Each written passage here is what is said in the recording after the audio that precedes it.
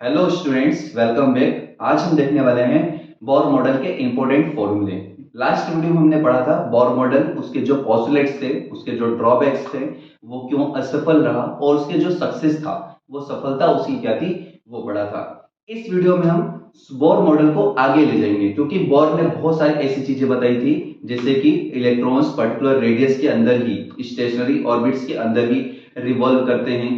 वो एक लेवल से दूसरे लेवल या एक ऑर्बिट से दूसरे ऑर्बिट में जब जंप करते हैं या फिर इलेक्ट्रॉन जंप करता है तो एनर्जी का लॉस करता है। तो वो जो फ्रीक्वेंसी बाउंडेशन था या उसके बारे में हम यहाँ पर बेसिकली स्टडी करेंगे और ये जानेंगे कि वो बोर रेडियस कितनी होती है, जिसके अंदर इलेक्ट्रॉन्स हाइड्रोजन के लिए पर्टिकुलरली कितनी होती है, उसके अंदर इलेक्ट्रॉन की वेलोसिटी कितनी होती है, मतलब वो किस वेलोसिटी से इलेक्ट्रॉन वहां पे चक्कर लगा रहे हैं, और इलेक्ट्रॉन हाइड्रोजन की पहली ऑर्बिट में जो इलेक्ट्रॉन की वेलोसिटी है उसकी लाइट के कंपैरिजन में जो वेलोसिटी है वो कितनी है, जिसको हम फाइन स्ट्रक्चर कोफिशिएंट कहते हैं, सूक्ष्म संरचना नियतांक। और साथ में हम ये पढ़ेंगे कि जो इलेक्ट्रॉन होता है जब वो पहली ऑर्बिट से किसी दूसरी ऑर्बिट में या दूसरी ऑर्बिट से पहली ऑर्बिट में जब वो जंप करता है तो वो कितनी एनर्जी रिलीज करता है। वो एनर्जी हर ऑर्बिट के लिए एनर्जी वैल्यूज क्या होती है वो हम पढ़ेंगे। तो इसके अंदर ये तीन चीजें हम करने वाले हैं और बहुत ही इंपॉर्टेंट ये है, क्योंकि अगर फॉर्मूला में नहीं आए तो किस तरीके से हम उसे एस्टिमेट कर सकते हैं, ये भी हम इसके अंदर देखने वाले हैं। तो आइए शुरू करते हैं। सबसे पहले हम यहाँ पर शुरू करेंगे कि जो बोर ने कहा था कि इलेक्ट्रॉन जो होते हैं वो सर्कुलर ऑर्बिट में, वृत्तीय कक्षाओं जिन्हें हम स्टेशनरी कक्षाएं कहते हैं, उनके अंदर ये जंप करते हैं, मतलब रिवॉल्व करते हैं। अब रिवॉल्व करते हैं तो एक चीज तो फिक्स है कि जो इलेक्ट्रॉन अगर रिवॉल्यूशन कर रहा है तो वो सर्कुलर पाथ में रिवॉल्यूशन करेगा, तो उसके अंदर उसको रोटेशन करने के लिए एक एनर्जी चाहिए होती है जिसको हम सेंट्रीपिटल फोर्स कहते हैं। अब सेंट्रीपिटल फोर्स जो होता है वो किसी न किसी से बैलेंस होना चाहिए, और ये जो बैलेंसिंग फोर्स है ये प्रोवाइड होता है इलेक्ट्रॉन और न्यूक्लियस के बीच में लगने वाला कूलम्ब फोर्स से। मतलब यहां पर इलेक्ट्रॉन का जो सेंट्रीपिटल फोर्स होगा M V square upon R. अब यहाँ पे एन वी ऑर्बिट की बात कर रहे हैं तो वी एन और आर एन हम यहाँ पे लिखेंगे। जो वी एन ये बताएगा कि एन वी ऑर्बिट जो है उसके अंदर जो इलेक्ट्रॉन की वेलोसिटी है वो क्या है, और आर हमें ये बता रहा है कि वो आर एन मतलब एन वी ऑर्बिट की रेडियस है। अब ये जो है सेंट्रीपिटल फोर्स ये किससे बैलेंस होगा, इलेक्ट्रॉन और जो न्यूक्लियस है उसके बीच में जो लगने वाला चार्ज के बीच में लगने वाला जो फोर्स है कूलम्ब फोर्स। तो सिमिलरली यहां पर हम क्या करेंगे, कूलम्ब फोर्स होता है Q Q upon R square, 1 upon 4 pi epsilon naught Q Q upon R square. तो ये हो गया 1 upon 4 pi epsilon naught Q. एक तो क्यों हो गया न्यूक्लियस वाला जिसके अंदर Z number of electron, Z number of protons और ई उनका चार्ज है, दूसरा इलेक्ट्रॉन का charge upon R N square. इस तरीके से M V N square upon R N square, R N equal to हमारे पास हो जाएगा Z E square upon 4 pi epsilon naught R N. अब यहां पे देखने वाली क्या बात है, आर एन स्क्वायर यहां पे। अब देखने वाली बात यह है कि जो बोर ने बताया था कि जो इलेक्ट्रॉन्स होते हैं उनका पर्टिकुलर रेडियस के अंदर जो एंगुलर मोमेंटम होता है, जिसको हमने M R N V N equal to N H upon 2 pi के बारे में बताया था। ये किसी भी इलेक्ट्रॉन का जिस भी ऑर्बिट के अंदर चक्कर लगाएगा वो पर्टिकुलर जो ऑर्बिट होगी जिसको हम स्टेशनरी ऑर्बिट कह रहे थे, उनका एंगुलर मोमेंटम है। यहां से अगर मैं वी एन की वैल्यू फाइंड करूं तो मेरे पास आएगा एन एच अपॉन 2 पाई और एम आर एन आएगा। और ये वैल्यू अगर मैं यहां पे पुट कर दूं, इसको मान लीजिए इक्वेशन फर्स्ट, ये बाद में यूज होगी। अब ये वैल्यू अगर मैं यहां पे पुट कर दूं तो यहां पे देखिए क्या हो जाएगा, ये एम अपॉन आर एन तो अपनी जगह रहने दीजिए, वी एन की वैल्यू हमारे पास क्या है, एन एच अपॉन 2 पाई एम आर एन, और इसका स्क्वायर कर दीजिए क्योंकि वी एन स्क्वायर है, और ये वैल्यू हो गई दूसरी जेड ई स्क्वायर अपॉन ये हो जाएगा 4 pi M 4 by epsilon naught R N का स्क्वायर।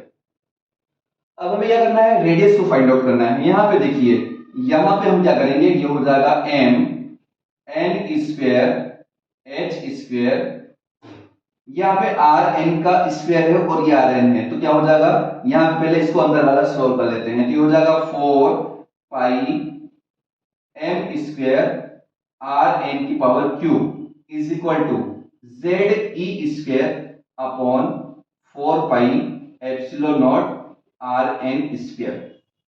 यहां से अगर हम देखते हैं तो ये वैल्यू m से m एक कैंसिल हो जाएगा, आर एन स्क्वायर इधर है, आर एन की पावर 3 इधर है, तो यहां पर एक आर एन बचेगा, ये 4 पाई, यहां पे देखिए 4 पाई से 4 पाई स्क्वायर यहां पे आएगा, 4 पाई कट जाएगा, तो यहां पे बचेगा पाई एम आर एन।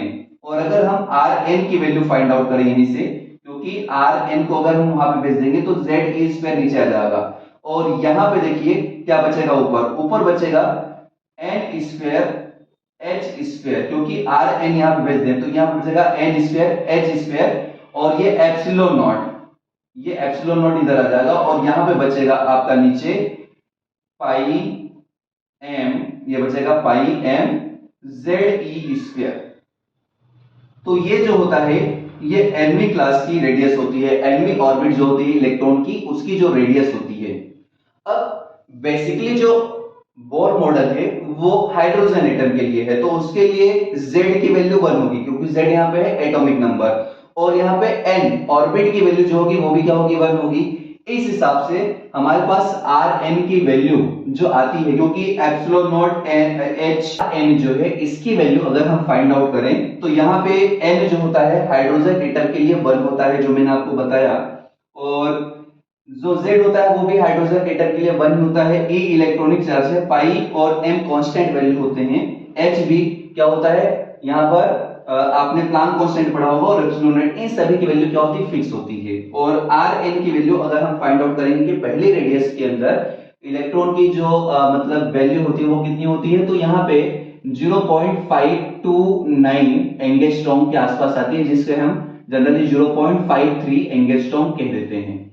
इस तरीके से अगर n की वैल्यू अगर हम देखें तो बेसिकली दो चीजों पर डिपेंड कर रही है, एक तो n के ऊपर डिपेंड कर रही है और दूसरा यहाँ पे z के ऊपर डिपेंड कर रही है, तो n स्क्वायर अपॉन z इस वैल्यू को हम यहाँ पर रख सकते हैं 0.53। यहाँ पे अगर मैं बात करूं तो ये n स्क्वायर अपॉन z, और n स्क्वायर अपॉन z में n और z की वैल्यू मैंने आपको ऑलरेडी बताई कि क्या होती है, 1 हो सकती, 1 होती है। तो यहाँ पे 0.53 एंगस्ट्रॉम जो था ये इलेक्ट्रॉन की फर्स्ट ऑर्बिट की जो रेडियस होती है वो हम यहां पर कैलकुलेट कर लेते हैं। तो ये जो वैल्यू होती है ये आपको अच्छे से लर्न होनी चाहिए, यहां पर ये जो मैंने आपको बताई। इसके बाद जो दूसरी चीज है, इलेक्ट्रॉन की जो वेलोसिटी होती है वो कितनी होती है। अब इलेक्ट्रॉन की वेलोसिटी अगर हमें फाइंड आउट करना है कि मतलब फर्स्ट ऑर्बिट के अंदर जो इलेक्ट्रॉन है उसकी क्या वेलोसिटी होगी, किस वेलोसिटी से वो चक्कर लगा रहा होगा, तो ये भी इंटरेस्टिंग फैक्ट है। तो इसके अंदर हम क्या करते हैं, वेलोसिटी के लिए हमने क्वेश्चन नंबर ये Vn फर्स्ट लिख रखा था, यहां पे क्या है Vn इज इक्वल टू है हमारे पास NH upon 2 pi m Rn, ये हमारे पास है। और Rn की वैल्यू क्या है हमारे पास, ये आपको दिखाई दे रही है, और ये वैल्यू अगर मैं यहां पे पुट करूं तो क्या होगा, Vn is equal to NH upon 2 pi m, और ये 1 अपॉन Rn है, और यहाँ पे Rn की वैल्यू है, तो हम क्या कर सकते हैं, सीधे सीधे इसका मल्टीप्लाई करके ये वाला नंबर ऊपर ये वाला नंबर नीचे कर दें, तो क्या हो जाएगा, ये pi m Z E square, क्या हो जाएगा ये Z E square upon N square H square epsilon naught, तो ये हो गया N square H square epsilon naught. और इसको अगर हम सॉल्व करते हैं तो Vn की वैल्यू हमारे पास क्या आती है, देखिए NH से NH कैंसिल आउट हो जाएगा, और यहां से पाई m से m कैंसिल हो जाएगा, तो हमारे पास बचेगा क्या, हमारे पास बचेगा यहां पर देखिए जेड ई स्क्वायर, क्या बचेगा जेड ई स्क्वायर बचेगा, और नीचे बचेगा 2NH एप्सिलॉन 0, 2NH एप्सिलॉन 0।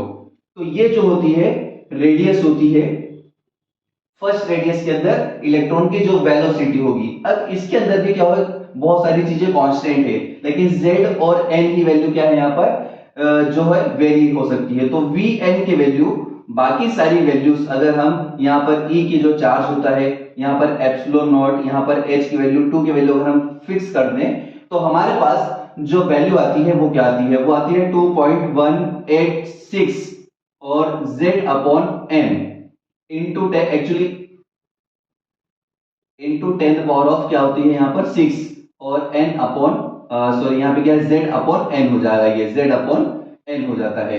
अब z अपॉन n जो होता है वो अलग अलग टर्म्स के लिए अलग अलग हो सकती है, लेकिन यहाँ पे vn बेसिकली क्या है, फर्स्ट रेडियस। अगर हम z और n की वैल्यू 1 रखें तो v1 इक्वल टू हो जाएगा आपका 2.186 इंटू 10 पावर ऑफ 6 मीटर पर सेकेंड। ये जो होती है इलेक्ट्रॉन की क्या होती है, फर्स्ट ऑर्बिट के अंदर रेडियस होती है, ये आपको अच्छे से मालूम होनी चाहिए। अब इसकी जो रेडियस होती है v1 अपॉन c की वैल्यू अगर हम फाइंड आउट करना चाहें, यहां पे देखने बहुत इंपॉर्टेंट चीज है, यहां पर एक चीज यूज की जाती है अल्फा, जिसे हम कहते हैं fine structure coefficient. Fine structure coefficient क्या होता है, बेसिकली होता यह है कि यहां पर इलेक्ट्रॉन जो होता है हाइड्रोजन के फर्स्ट ऑर्बिट में जो इलेक्ट्रॉन चक्कर लगा रहा है उसकी जो वेलोसिटी होती है वो, और जो लाइट की वेलोसिटी हो उसका रेशियो अगर हम फाइंड आउट करना चाहें तो ये वैल्यू 1/137 यहां पर आती है। और इसकी जब वैल्यू हम फाइंड आउट कर लेते हैं तो हमारे पास ये पता चलता है कि जो अल्फा होता है वो क्या होता है 1/137, ये कांस्टेंट वैल्यू होती है जिसे हम बोलते हैं फाइन स्ट्रक्चर कोएफिशिएंट कहते हैं। और यहां पर ये जो वैल्यूज होती हैं इन सब वैल्यूज की यहां पे अगर हम पुट अप करें तो ये इंटू 1/37 ही आता है। तो एक तरीके से हम ये कह सकते हैं कि यहाँ पर जो इलेक्ट्रॉन की वेलोसिटी होती है फर्स्ट ऑर्बिट में, उसका लाइट की वेलोसिटी के साथ रेशियो निकालने पर वो जो वैल्यू आती है, इस वैल्यू को हम क्या कहते हैं, फाइन स्ट्रक्चर कोएफिशिएंट। इसे हम कहते हैं सूक्ष्म संरचना नियतांक। ये चीज आपको अच्छे से मालूम होनी चाहिए। ये जो है ये यहाँ पे हमने पढ़ा। अब फाइनल जो चीज है वो है इलेक्ट्रॉन का जो एनर्जी होती है। अब इलेक्ट्रॉन की एनर्जी एनवेल लेवल में क्या होती है वो हम फाइंड आउट करना चाहते हैं। तो सबसे पहले ये पॉइंट करें कि इलेक्ट्रॉन की टोटल एनर्जी कितनी होती है। तो इलेक्ट्रॉन की जो टोटल एनर्जी होती है वो kinetic energy plus potential energy जो होती है उसका सम होती है। अब काइनेटिक एनर्जी कितनी होती है वो हम देख लेते हैं। तो मैं आपको बताऊं जो टोटल एनर्जी एनवेल लेवल में होती है वो होती है K प्लस U, लेकिन K की वैल्यू होती है 1/2 mvn स्क्वायर। और ये वैल्यू अगर 1/2 mvn स्क्वायर की हम फाइंड आउट करते हैं, क्योंकि vn की वैल्यू आपके पास यहां पर दे रखी है, और इन सबको पुट करके जो वैल्यू फाइंड आउट करते हैं वो हमारे पास आती है क्या, वो हमारे पास आती है 1/4 पाई epsilon not ZE square upon यहां पर हो जाएगा 2Rn। ये 2Rn यहां पर आ जाता है। ये वैल्यू अगर पुट करते हैं तो आप करके देखिए, तो ये हो गई काइनेटिक एनर्जी। इसी प्रकार जो पोटेंशियल एनर्जी होती है उसको हम बात करते हैं। तो यहां पे जो पोटेंशियल एनर्जी होती है उसके लिए हम क्या करते हैं, जो पोटेंशियल हम फाइंड आउट करते हैं तो उसके अंदर क्या होता है, चार्ज मायने रखता है।